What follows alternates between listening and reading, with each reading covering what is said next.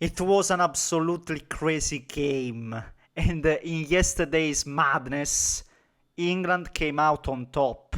And let me say this, like many others, I was very critical after England's elimination against Argentina, mainly because I had the feeling they simply didn't want to go for it in the second half, largely because of some very questionable tactical decisions. But as an Italian, I would have given anything to see my national team take the game to anyone, any opponent.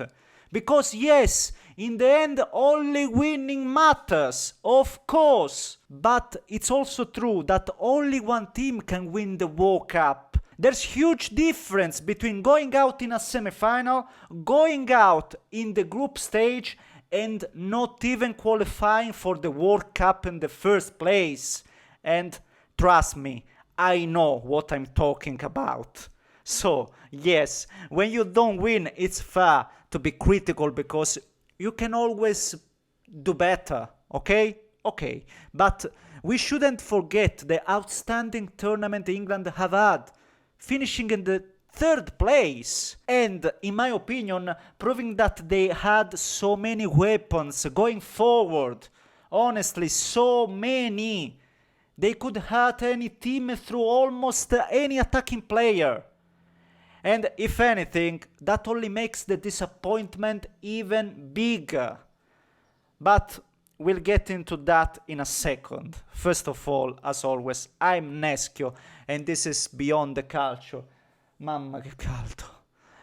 If you're enjoying these videos, please leave a like and subscribe to the channel to follow all the upcoming content. So many people watch these videos but never subscribe, and it generally makes a huge difference, and it doesn't cost you anything, so thank you. In any case, thank you. I don't want to become heavy, but I'll never stop thanking you, because every time I read your comments, you genuinely make me emotional, and I'm not just saying that.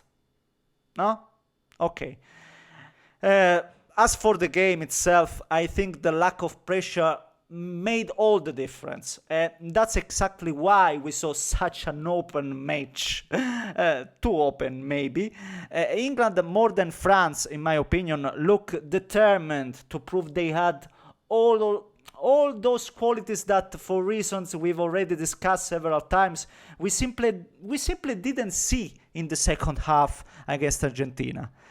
It's incredible to think that England produced that level of quality and verticality without Harry Kane and with Jude Bellingham starting on the bench. But as we've all seen, Bukayo Saka scored a magnificent hat-trick.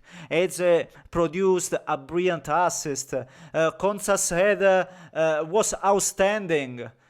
There was just so much good football on display. And I know that when you see 10 goals, it usually means both teams could have defended much better. And that's absolutely true, of course. But it was also an incredible spectacle to watch. I'm sorry, my friend. At the same time, we have to point out that France were completely absent in the first half, to be honest. Mentally, they just weren't there. Then, when you are 4-0 down, that kind of humiliation inevitably wakes you up. And considering it was Didier Deschamps' last match in charge, maybe they wanted to leave with a slightly different memory. And that's exactly what happened in the second half. France fought their way back into the game, and once again, England's defensive weaknesses started to show. No? And which brings me back to the same question I've been asking since the Argentina game. Knowing these defensive weaknesses were always there, why on earth did Thomas Tuchel hand the initiative to Argentina? Why? Honestly, I still can't understand it. The difference this time was simple. England didn't sit back. They kept attacking the space, and when England attacks space, they score goals. They can score. Because, as I've already said, this team can score in so many different ways. So many.